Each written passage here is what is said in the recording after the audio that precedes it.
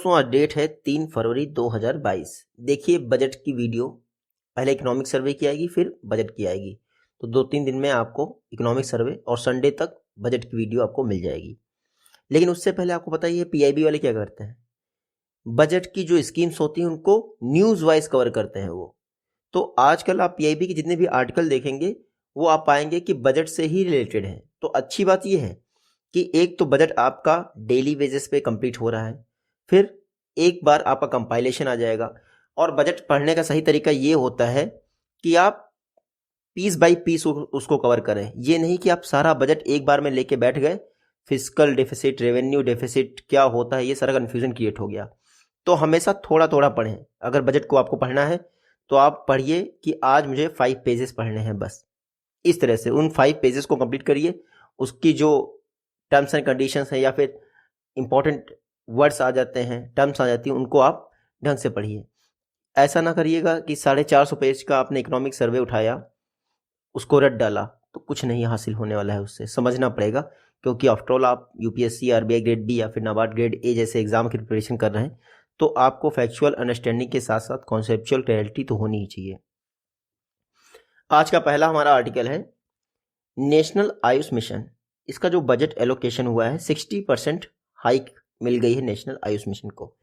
लगभग 3050 करोड़ दिया गया है। तो पिछले 7 वर्षों में देखा जाए तो 4 गुना हो गया है budgetary allocation for national Ayush mission. यहां पढ़ लीजिए। देखिए नेशनल आयुष मिशन के लिए यूनियन बजट 2022 जब प्रेजेंट किया गया हमारी फिनांस मिनिस्टर निर्मला सीतारमण जी द्वारा, तो नेशनल आयुष मिशन के लिए जो बजट था उसको पिछले 7 वर्षों में 4 गुना बढ़ा दिया गया है और 3050 करोड़ यानी 3050 करोड़ का आपका नेशनल आयुष मिशन का बजट हो गया। जब स्टार्ट हुआ था तो 691 करोड़ के आसपास था। तो आप देख पा रहे हैं लगभग 4 गुने से भी ऊपर हो गया। कई बार तो ऐसा भी हुआ है कि 500 करोड़ भी जो है नेशनल आयुष मिशन को मिले हैं। बाकी यहाँ पर देख लीजिए आप, सेंट्रल स्पॉन्सर्ड स्कीम है नेशनल आयुष मिशन।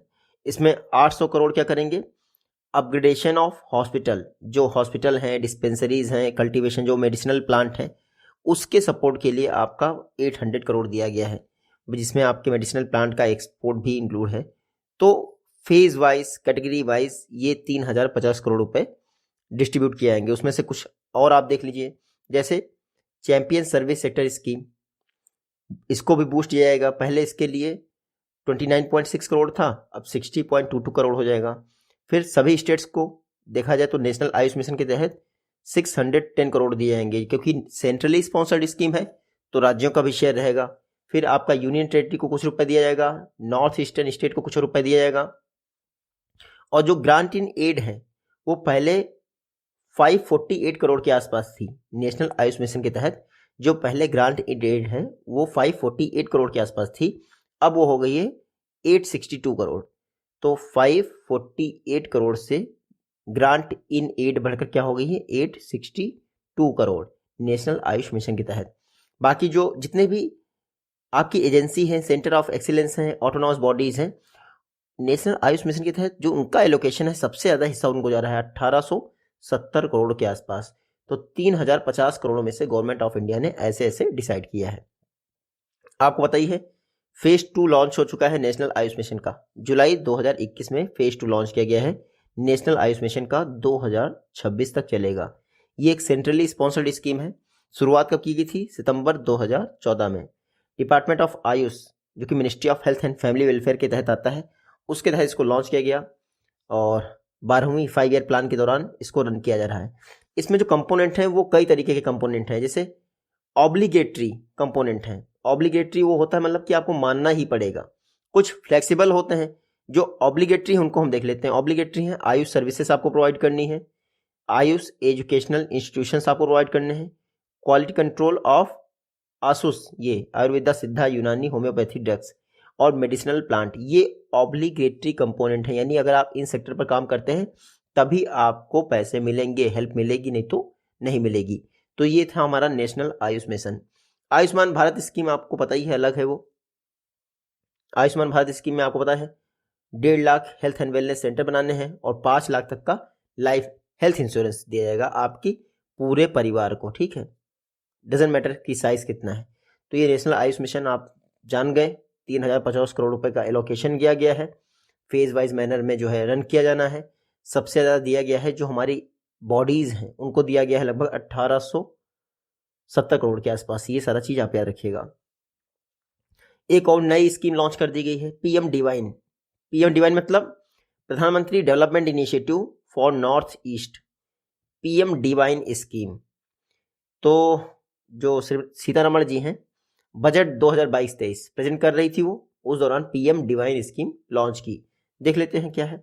बजट में हम लोग ढंग से डिस्कस करेंगे, लेकिन सोचिए कितना अच्छा होगा ना, आप यहाँ से पढ़ रहे हैं और जब मैं बजट में इन स्कीम्स का नाम लूंगा तो आपके लिए नई नहीं लगेंगी, आपको लगेगा अरे हम पहले ही से पढ़ चुके हैं।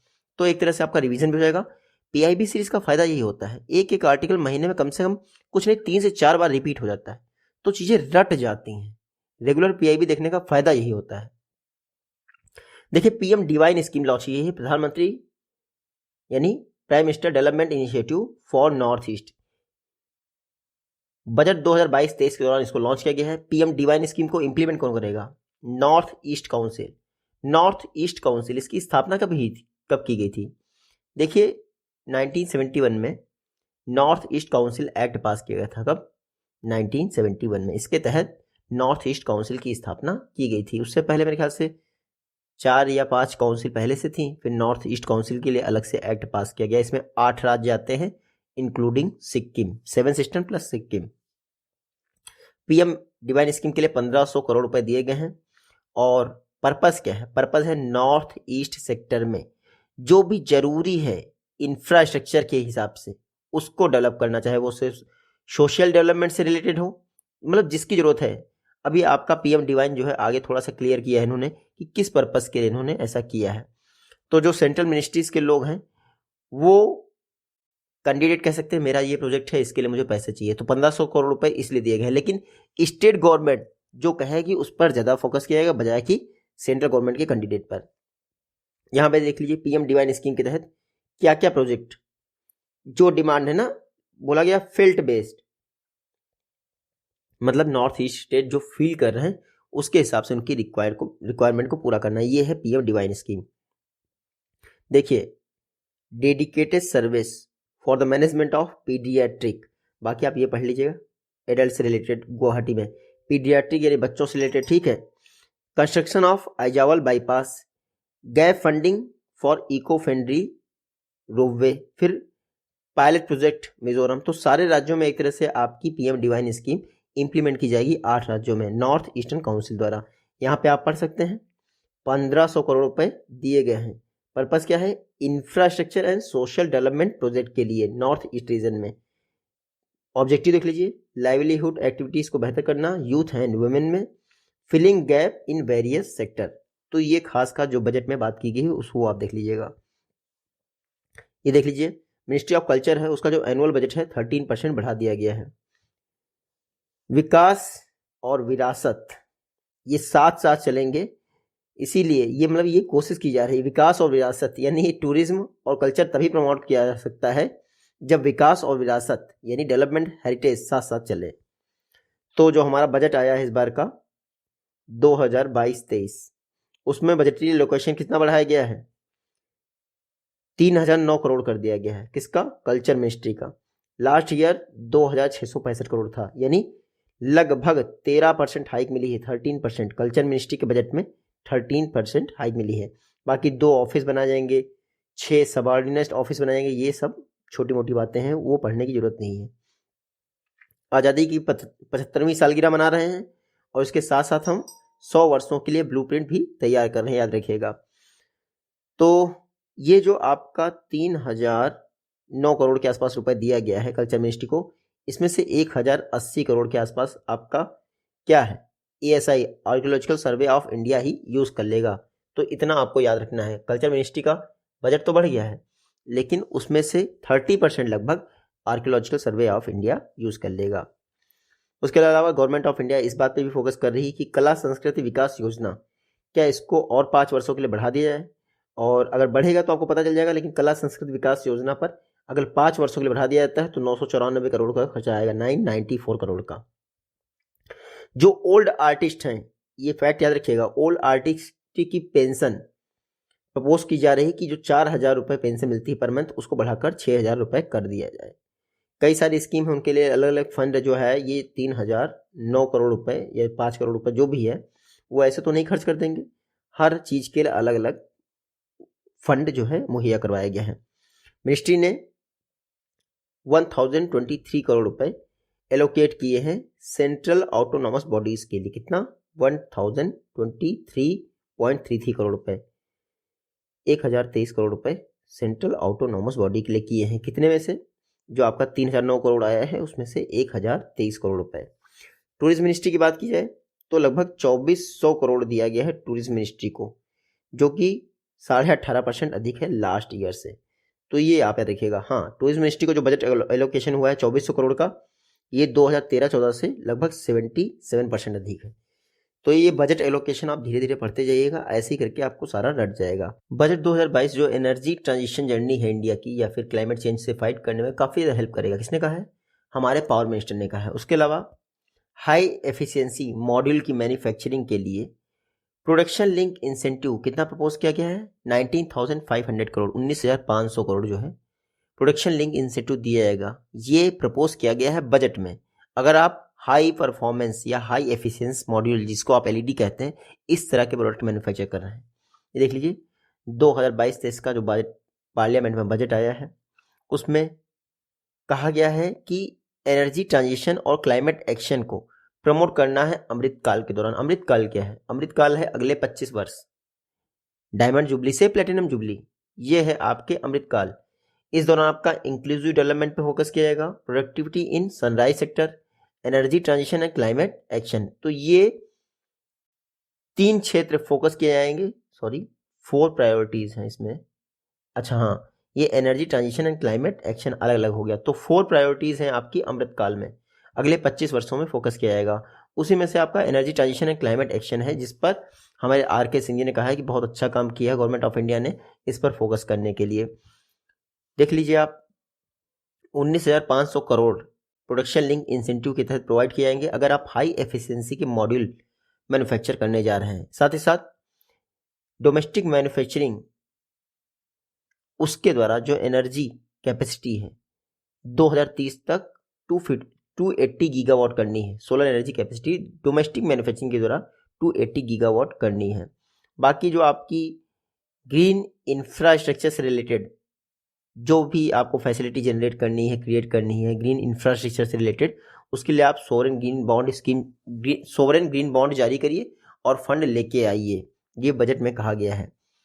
बाकी आप देख लीजिए, सीतारमण जी ने भी कहा है कि जो बायोमास पैलेट्स होंगे उसमें 5 to 7% मैंडेटरीली यूज किया जाएगा थर्मल पावर प्लांट द्वारा। ठीक है, इससे क्या होगा? CO2 बचेगी लगभग 38 मिलियन मीट्रिक टन के आसपास। तो बायोमास पैलेट्स जो होते हैं उसका 5 से 7% मैंडेटरी यूज किया जाएगा पावर प्लांट के द्वारा।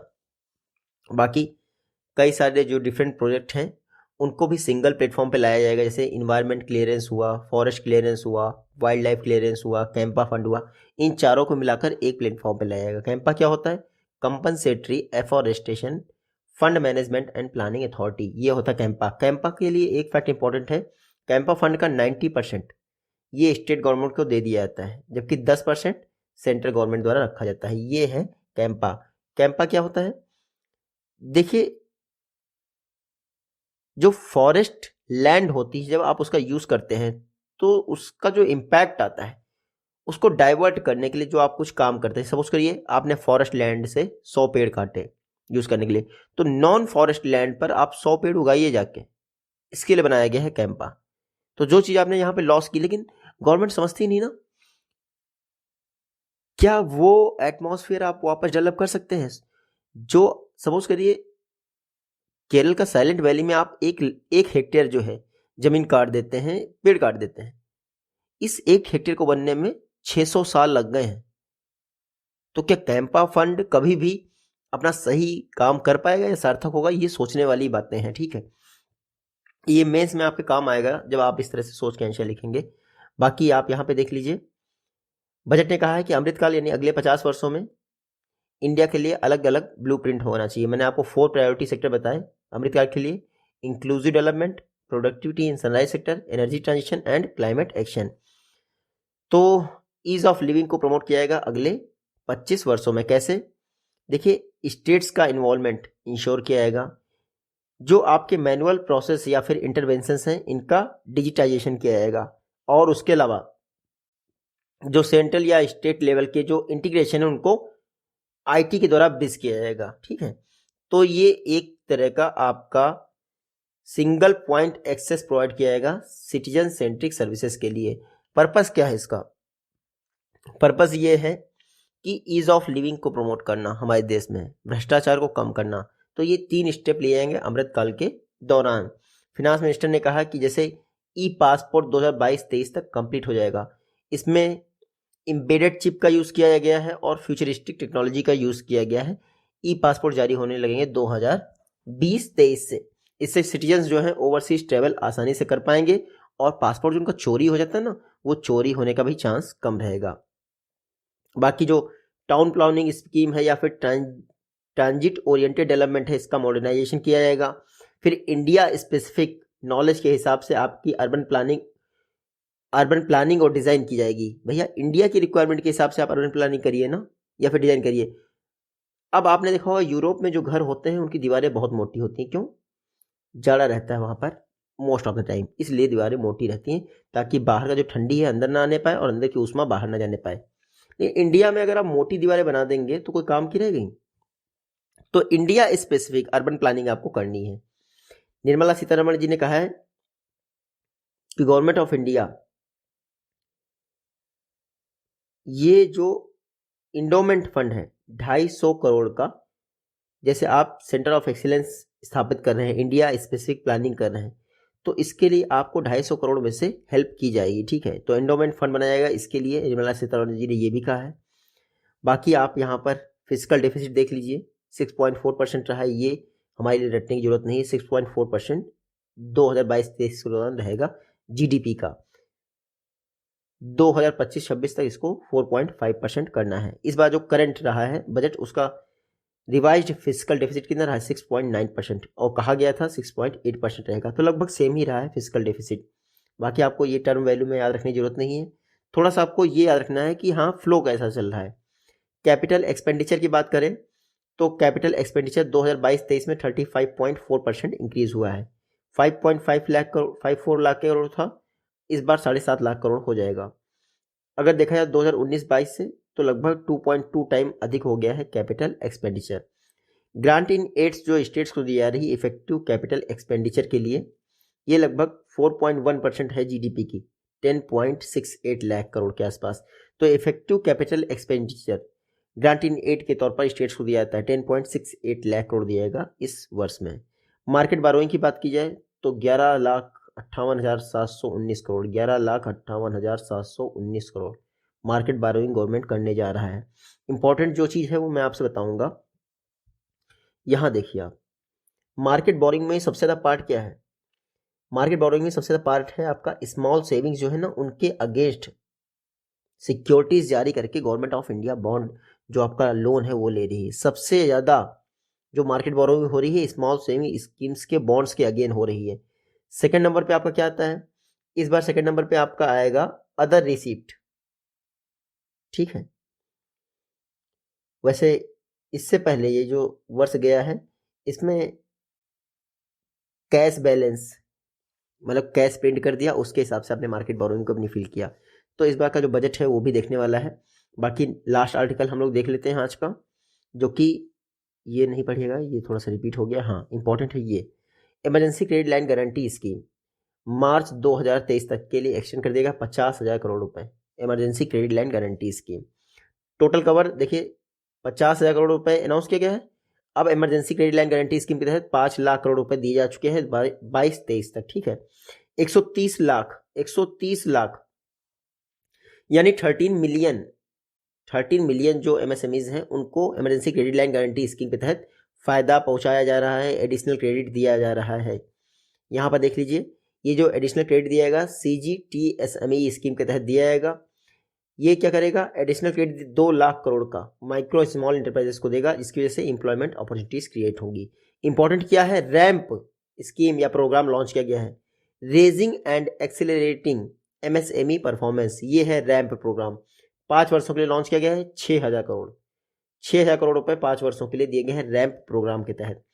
रैम्प प्रोग्राम काम क्या करेगा? जो MSME सेक्टर है उसको मोर रेजिलियंट, कॉम्पिटेटिव एंड एफिशिएंट बनाएगा। साथ ही साथ ई श्रम, NCA, असीम पोर्टल, इनको भी लिंक करने की बात की जा रही है। यहाँ पर आप पढ़ सकते हैं, ई श्रम, NCS, असीम पोर्टल को लॉन्च कर दिया, लिंक कर दिया जाएगा। CGTSME 2 लाख करोड़ का रिवैम्पिंग किया जाएगा। बाकी रैम्प प्रोग्राम 6,000 करोड़ का है 5 वर्षों के लिए। कस्टम ड्यूटीज़ का रेशनलाइजेशन किया जाएगा। 20% जो है अम्ब्रेलास के लिए ड्यूटी जो है इंक्रीज़ की जाएगी। बाकी आप देखते हैं अगले आर्टिकल में। इससे ये हमारे 7 आर्टिकल थे, मोस्टली बजट से रिलेटेड थे। जल्दबाजी में मैंने इसलिए पढ़ाया है क्योंकि आने वाली वीडियोज़ में बजट ही पढ़ना है।